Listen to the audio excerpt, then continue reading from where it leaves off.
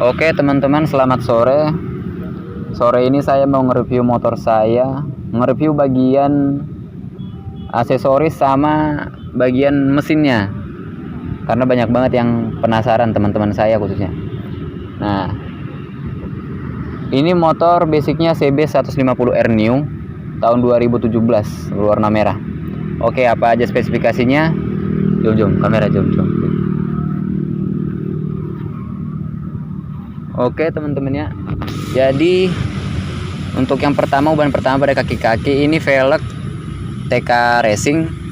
Untuk ukuran yang depan 160, yang belakang 185 ring 17 dua-duanya. Menggunakan ban Mijel 225 ring 17. Untuk rujinya sendiri saya menggunakan TDR berwarna chrome dibalut dengan tromol VND. Untuk disc brake-nya saya menggunakan TDR dibalut dengan robot berwarna kuning emas. Untuk arm saya pakai Bipro khusus PNP untuk New CB 150. Di bagian sini ada knalpot, saya menggunakan Proliner TR1R stainless berwarna silver ya. Ini sunblast ori yang tipe short, suaranya gahar. Di bagian sini ada underbone dari Nui Racing Project berwarna silver model lipat. Saya pakaikan personeling agar nggak lecet kakinya. Dibalut dengan master rem belakang merek Ride, selang rem warna kuning dari Scarlett. Ya, dulunya sih saya mau pakai TDR, cuman karena TDR nggak memproduksi warna kuning, jadi saya pakai dari Scarlett. Tapi kualitasnya masih oke kok. Kemudian di bagian sini, di bagian mesin ada perobot lah, nggak penting lah. Nah ini ada selang hawa UMA. Ini ada gunanya ya, karena ini buat mengeluarkan hawa panas yang berada dalam mesin. Jadi untuk mengurangi resiko overheat lah sedikit. Dibalut dengan ini juga selang radiator berwarna merah. Ininya kap gas sengaja saya buka biar ringan lah. Untuk bagian depan, disc brake-nya pakai KTC ukuran 320 mili. Ini harganya sekitaran. Lanjut lagi, ini disc brake-nya dari KTC ukuran 320 mili. Berwarna kuning kemasan ya. Ini harganya sekitar 500 ribuan kurang lebih. Saya pakai juga kaliper dari RCB 31 berwarna merah, jadi pengereman lebih pakem. Untuk bracketnya harus custom sendiri ya di tukang bubut. Selang remnya sama yang belakang berwarna kuning. Nah ini nih paling penting. Untuk tromolnya, kalau tromol New CB kan ada 5 lubang kalau nggak salah, jadi nggak bisa pakai disc KTC ini. Jadi saya pakai tromol beat. Sebenarnya bisa juga menggunakan tromol Jupiter MX King atau Jupiter New 135. Jadi ya biar lebih pas aja. Ini buat sekedar variasi aja. Oke, di bagian kokpit, di bagian nih hand grip, saya menggunakan hand gripnya dari Ariete ya. Ariete berwarna hitam. Sama, ini saklarnya menggunakan KTC, master rem menggunakan RCB S1, gas spontannya dari ini mereknya KTC. Untuk koplingnya pakai RCB, saya bikin pemanis ini. Setelan koplingnya dari Scarlett. Untuk stangnya sendiri ini mengadopsi stang Ninja SS 150. Nah, ini perlu juga nih buat tahu ketegangan aki, perlu voltmeter dari Rizoma. Nah, tuh. Jadi kita tahu berapa tegangan akinya. Oke, dilanjut. Nah, untuk jok belakang saya bikin karbon berwarna silver. Ini buat pemanis saja, nggak ada fungsinya sebenarnya. Kemudian dilanjut. Nah, ini yang paling Ditanya-tanya orang, "Bang, dari mana beli shock breaker belakangnya? Perasaan untuk New CB 150 tuh jarang," katanya. Ada, ini kan sebenarnya bukan buat New CB. Ini punyanya New R15 P3. Ya, tapi di custom bagian peningginya biar cocok buat New CB-nya. Jadi lumayan kok, empuk, gampang disetel. Terus ini untuk cover gear depan saya menggunakan dark speed. Ya, ini buat pemanis juga. Kemudian ini untuk gear set saya menggunakan triple S tipe 415, ukuran depan 14, belakangnya 47. Kenapa saya menggunakan ukuran yang gede? Karena saya lebih mengutamakan akselerasi.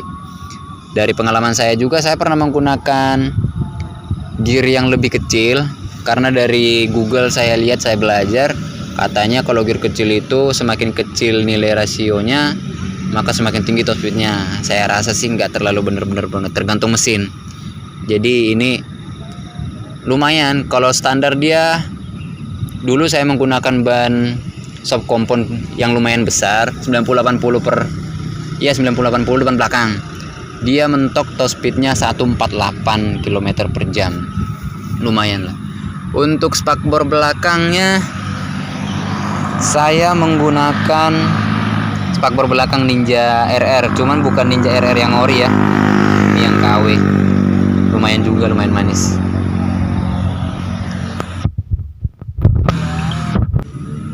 Oke, kita lanjut ke bagian mesin. Ubahan yang pertama saya lakukan itu ini, untuk saringan udaranya saya sudah open filter, saya ganti dengan filter Verox ya. Ini filter Verox ini bisa dipakai dari ukuran total body 30 sampai dengan 36. Karena itu juga pakai karet itu biar pas. Nah, motor ini sudah di-upgrade menggunakan ESU Racing dari BRT. BRT sudah menggunakan soket juga, jadi dia punya dua modul, satu dipakai buat modul standar, satunya dipakai buat modul racing. Nih, ini. Jadi ini modulnya saya Pak, jika dia ditekan, dia bakalan menggunakan mode standar. Kalau dia ditekan seperti ini, dia menggunakan mode racing. Nah, kita buktikan ya. Ini mode standar, kita nyalakan motornya. Nyalakan. Nah, di bagian sini kelihatan ya dari sana.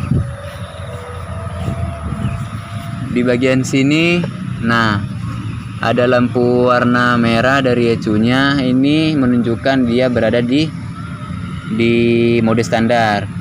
Nah, kita lakukan lagi, kita matikan dulu ya, matikan, terus kita pencet lagi bagian atasnya untuk menuju mode racing. Nah, udah, kita nyalakan motornya. Nah, jadi dia tadi kan cuma satu lampu ya warna merah, sekarang lampunya ada merah sama kuning. Ini menunjukkan mode racingnya sudah nyala, siap digunakan. Cuman saya lebih sering menggunakan mode standar biar lebih irit aja. Kita matikan ya.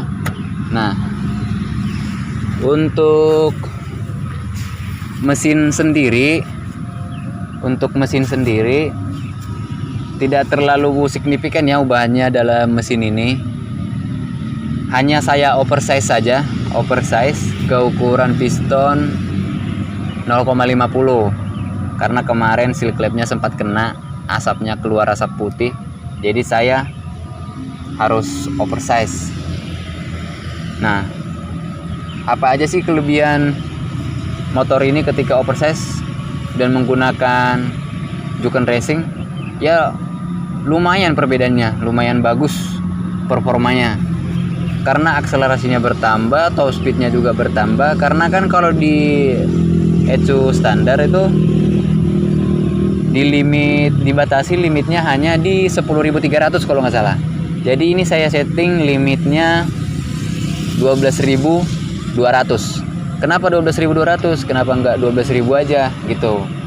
Pertanyaannya kayak gitu. Karena saya punya niat buat mengganti throttle body ini nih. Throttle body ini. Ini sekarang throttle bodinya menggunakan throttle body ukuran 30 mili. 30 mili. Jadi kalau contohnya ya saya ganti throttle body ukuran 32, contohnya 32 nih, masih terlalu kecil, nanggung lah ibaratnya. Kalau saya ganti ukuran 34, nah dia harus di atas 12.000. Kalau 12.000 dia idealnya 33 sekian. Kalau buat ideal 34 RPM atasnya itu paling tinggi maksimal harus 12.300 kalau nggak salah. Jadi saya setel di 12.200. Karena mesin standar kayak gini juga kalau terlalu digeber RPM terlalu tinggi bakalan jebol kayaknya. Nah, itu aja sih kalau masalah perubahan dari motor ini.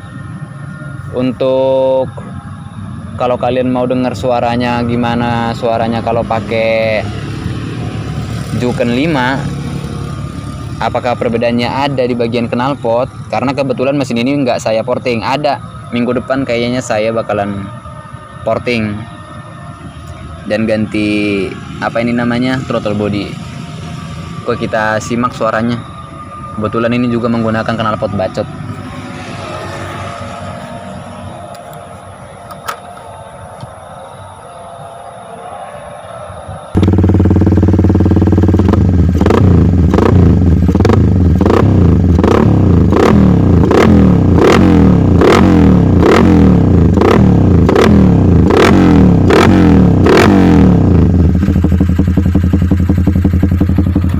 Udah dulu ya, nanti dimarahi sama orang-orang yang jalan raya. Jadi sekian dulu teman-teman tentang modifikasi motor saya di bagian mesin maupun di bagian aksesorisnya. Ini rencananya motor ini akan saya bore up dan porting. Ya kalau bisa sepaket. Rencana saya mau beli paketan dari BRT. Kita lihat nanti mungkin beberapa hari ya, mungkin seminggu lah. Kita bore up lalu kita tunjukkan hasilnya nanti bagaimana. Oke, sekian dulu dari saya. Selamat sore, terima kasih.